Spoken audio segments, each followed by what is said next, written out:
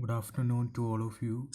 Today I'll be dealing with one of the important topic in your OBG. So today my topic is puerperal pyrexia. As you already knowing that puerperium is a period which is starting from just after the delivery of the baby, and it will be staying after 6 weeks after the delivery of baby. And in this period, the genital organ of mother will be become non-pregnant state, and other hormonal changes also will takes place into mother's body. So now we will be dealing with today's topic, puerperal pyrexia. So as you already knowing that what is pyrexia is, it is increasing our body temperature. So in this puerperal pyrexia is a condition where increase in mother's body temperature is not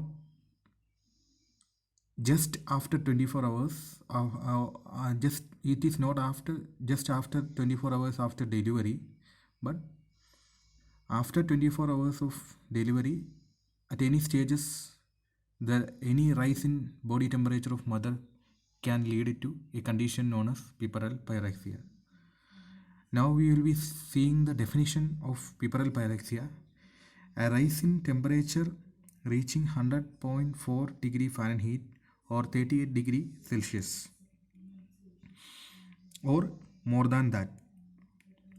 In this condition, so I already told you that consisting of the first 24 hours is normal, because in this condition first 24 hours if any rise in temperature can automatically become normal, but after the first 24 hours any rise in temperature can lead for further complication. So in that complication stages will be termed as puerperal pyrexia. Okay, now moving to our next slide. In this condition, puerperal pyrexia, there will be a benign fever following vaginal delivery. In this, again, the condition is mentioning that the first 24 hours after delivery is often resolved spontaneous, and it cannot be explained by identifiable infections. So always remember that in puerperal pyrexia condition, the first 24 hours after delivery will be considered as normal if the mother is having any signs and symptom of fever also. And after that, now we will be going for the main causes of puerperal pyrexia. In these causes, we will be seeing there is a number of causes which can lead for puerperal pyrexia. In this, the first, as you see in the slide, that is mastitis. Then second one is atelectasis. Third one is septic pelvic thrombolytis and wound infection. Then endometritis, UTI, wound infection. These are some of the causes which can lead for puerperal pyrexia.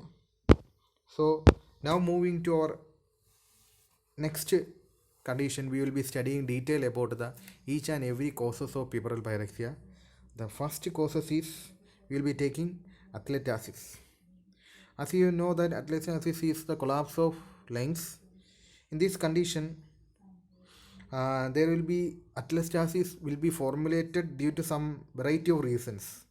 These some of the common reason for leading for atelectasis in mother is use of general anesthesia, cigarette smoking, and obstructive pulmonary diseases.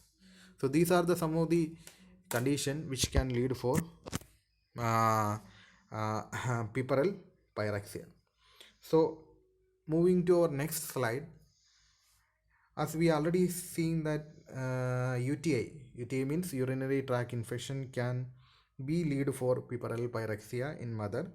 In the UTI is developing into the mother due to the variety of reasons like multiple catheterization.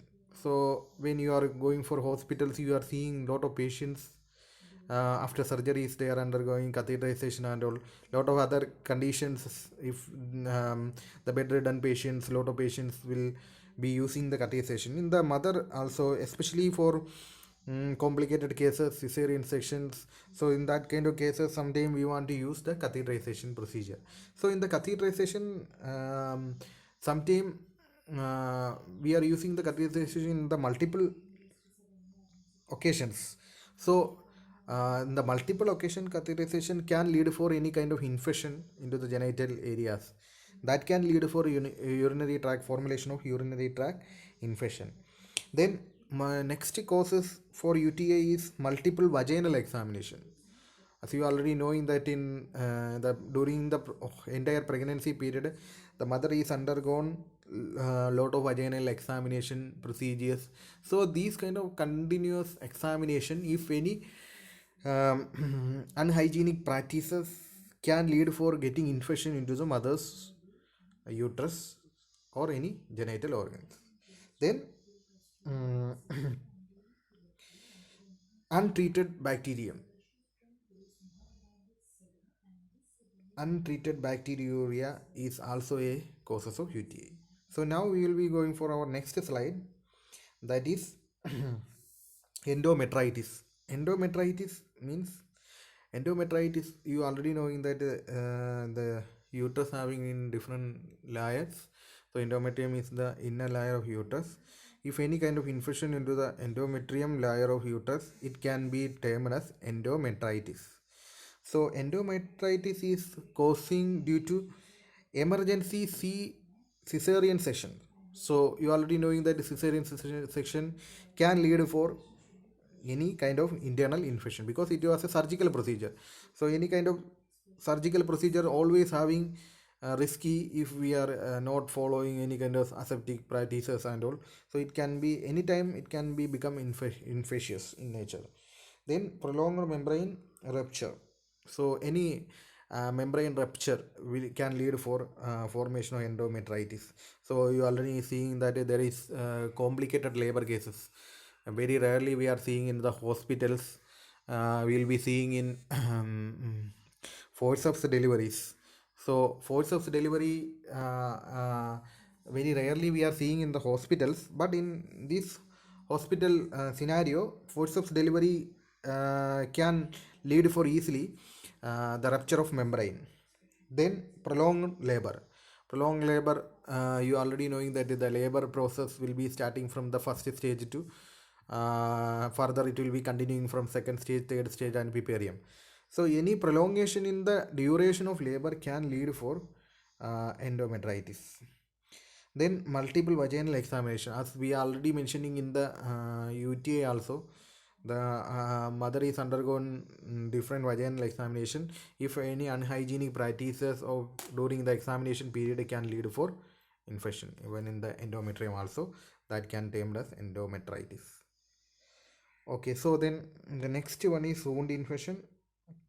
In the wound infection scenario, there will be a trauma during delivery. Okay, so as you already knowing that any type of injury that can occur in the birth canal during the time of delivery can lead for any infection. Then multiple catheterization, that is we already mentioned in previously also, there will be a chance of infection when we are using multiple catheterization procedures. Then cesarean section, of course it will be leading for infection. Then next one is septic pelvic thrombophlebitis. So septic thrombophlebitis means it can be due to any kind of emergency cesarean section and prolonged membrane rupture. Okay, so then next one is the causes is prolonged labor and difficult vaginal delivery. So these are some of the causes which can lead for septic pelvic thrombophlebitis. So in the septic pelvic thrombophlebitis, there thrombophlebitis condition, as we already knowing that there will be uh, vein, the vein will be getting infectious, and the vein will be when the vein will be getting infectious, there will be a plaque formation will be inside the vein, and that can lead for any kind of clotting inside the vein, or it will be leading for some kind of infection in the later stages. So septic thrombophlebitis is a condition where the infection can occur into the vein region, and this will be leading for some kind of plex formation inside the vein, and it will be leading for further uh, inflammation or infection. Okay, so in this condition, septic pelvic thrombophlebitis, there will be a pelvic invasion which is leading for the infection into the vein wall and internal damage leading to thrombogenesis in the ovarian vein. Especially in the ovarian vein, the thrombogenesis will be happening. Thrombogenesis means there will be a plaque formation inside the vein. Okay, that can lead for further infection. So now we will be moving into our next slide.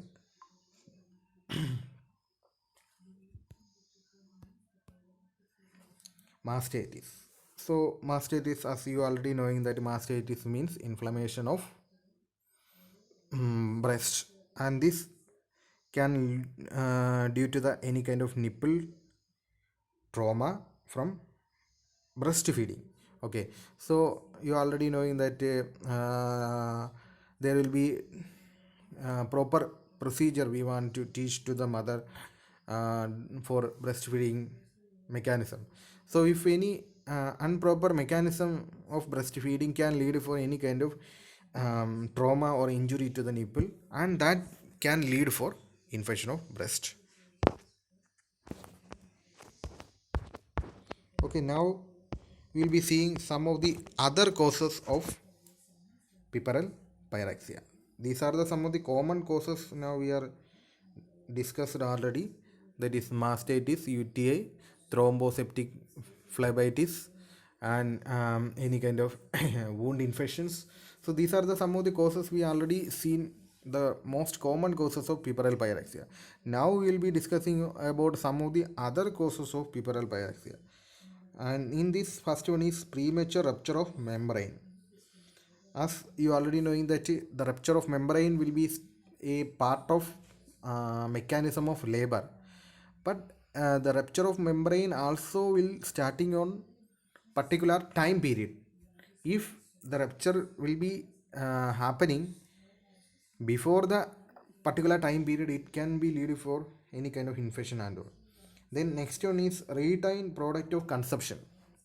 So, especially you already knowing that the second stage of labor is termed as the delivery of baby, and after the second stage of completion, the third stage want to start. Sometimes the third stage will not be properly implicated, and in this stage there will be a placenta or parts of placenta will be remaining inside the uterus.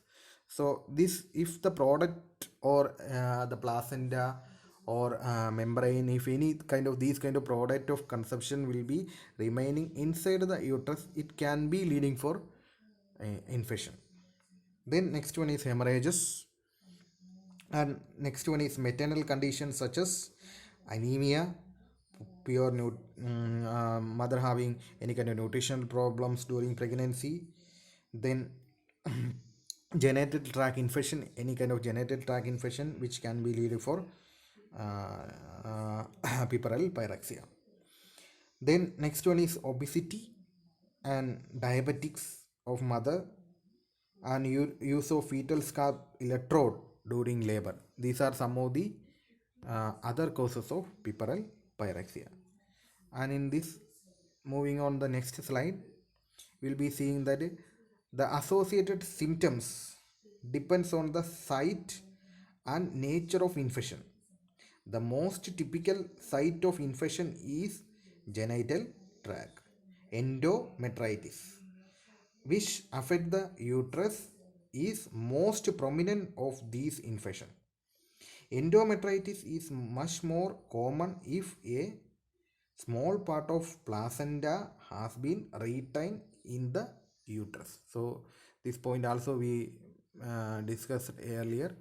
So endometritis is very commonly can lead for infection. In this condition, after the completion of second stage of labor, uh, labor, there will be a third starting of third stage of labor, and the proper implementation of the third stage of labor will be happening. In some cases, the third stage of labor will be properly not implemented. In that condition, there will be the placenta or placenta related portion will be retaining inside the uterus, and it can be leading for endometritis. And due to endometritis, the mother can go for a condition known as puerperal pyrexia. Okay, so moving on to our next slide.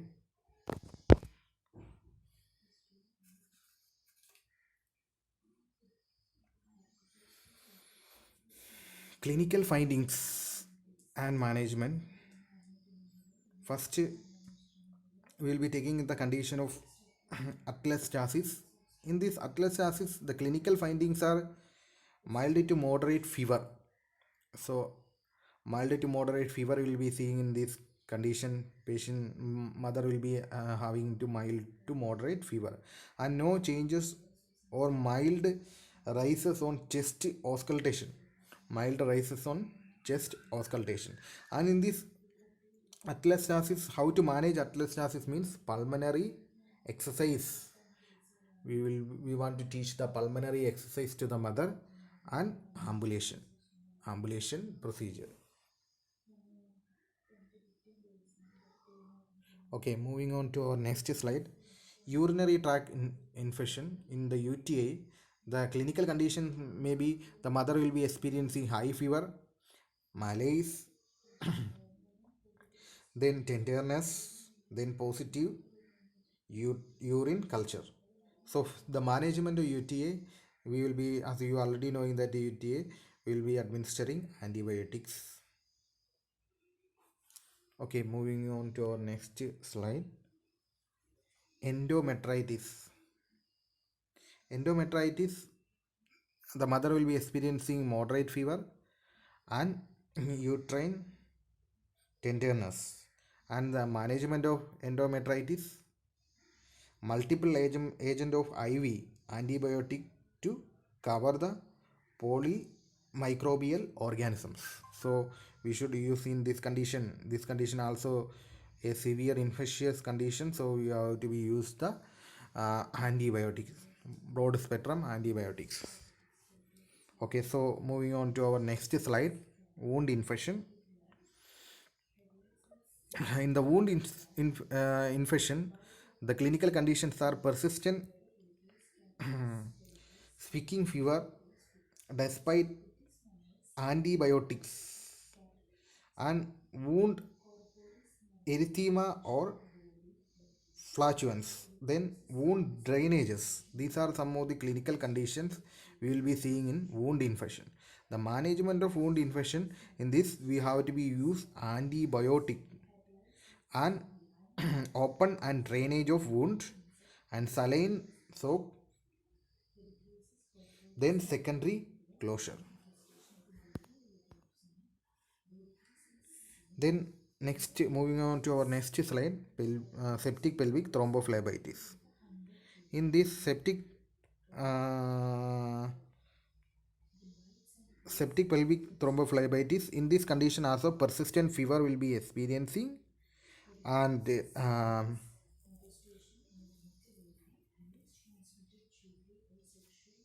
and in this condition also we have to be using, so you already knowing that there will be a blood clotting can occur in the vein region, so we have to be use IV heparin for 7 to 10 days. Then moving on to our next slide, mastitis. In mastitis, the clinical condition will be unilateral localized erythema, edema, and tenderness. And in this mastitis condition, we have to be clinically treated this mastitis by using antibiotic for cellulitis and open and drainage abscess if present. Any kind of pus collection is present, we have to be use open drainage. Then moving on to our next slide, what are the physical examination is using for puerperal pyrexia.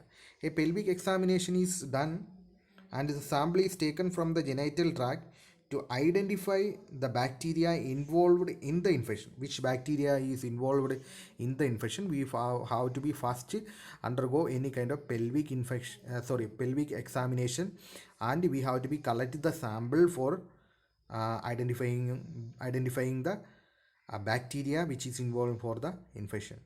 Then the pelvic examination can reveal the extent of infection and possibility the causes. So these kind of examination can reveal what is the possibility of infection, what is the possibility of mother is getting infection, so that will be helping for the further treatment procedures. Then next, moving on to our next slide, what are the laboratory findings? So first of all, as you already knowing that the puerperal pyrexia condition, mainly the infection is getting into the mother body, so we have to be, obviously we have to be going for the blood sample collection. We should collect the blood count and blood culture for identifying the infection. Then next one is urine analysis. For if any kind of urinary tract infection, we have to be under for urinary urine analysis procedure for identifying the UTI. Then chest X-ray, especially in atelectasis condition. Then next will be the wound culture. If any kind of wound will be present, so we want to undergo wound culture. Then moving on to our next slide, what are the common treatment for puerperal pyrexia?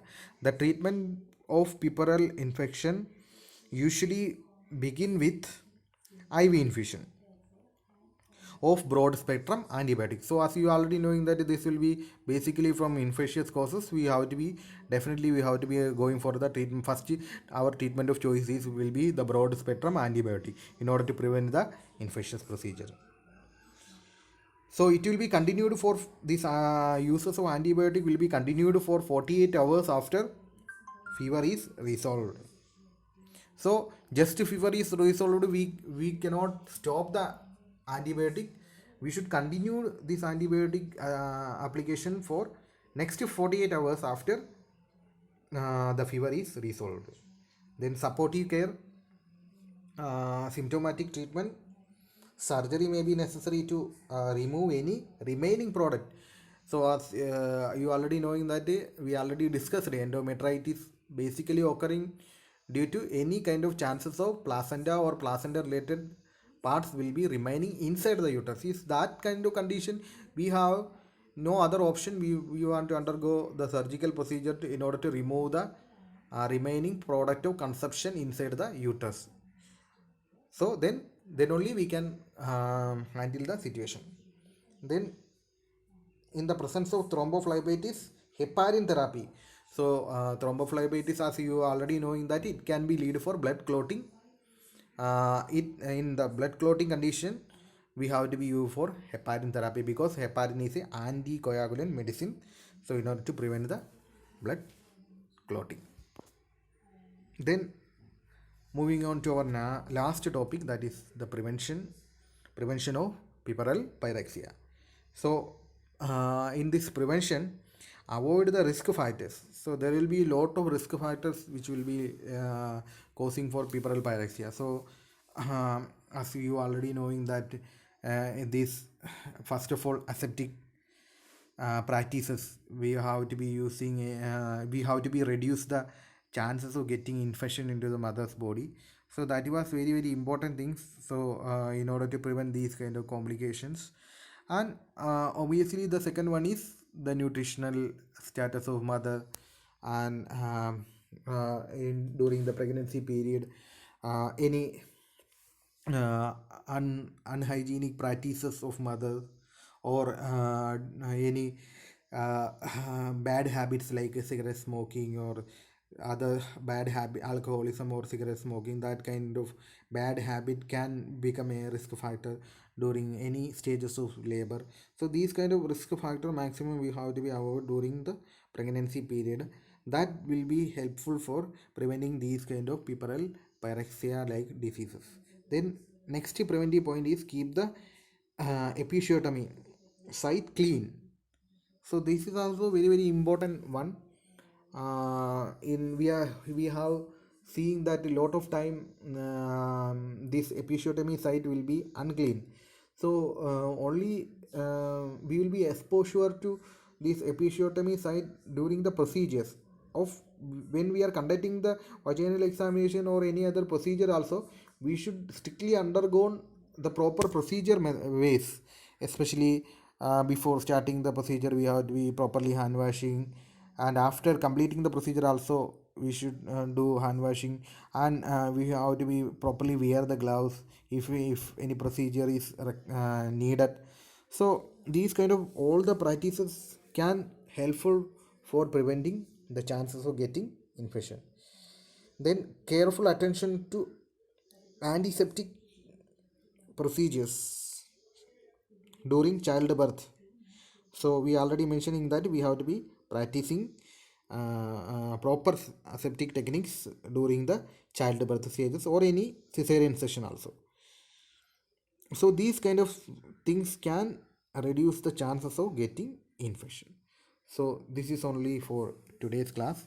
Today class we are mentioning about puerperal pyrexia. What is puerperal pyrexia? Puerperal pyrexia is a condition where mother after delivery of baby, the mother increasing the body temperature of mother, not just first 24 hours after the delivery of baby, after the first 24 hours, if any time the mother body temperature will be increasing, uh, that condition can lead for puerperal pyrexia.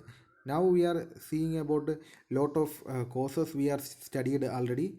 In that causes we are seeing mastitis will be a causes, UTI will be a cause, endometritis will be a causes, and any kind of wound infection, thrombophlebitis will be another causes. Then we'll be studied about the examination. What are the examination we want to do for identifying the puerperal pyrexia or related conditions. In that examination also we are studied, and after that we are studying about the different management, different treatment procedure required for the puerperal pyrexia, and the last we are studied about the preventive aspect of puerperal pyrexia. So hope everyone will be understanding today's class. Okay, thank you.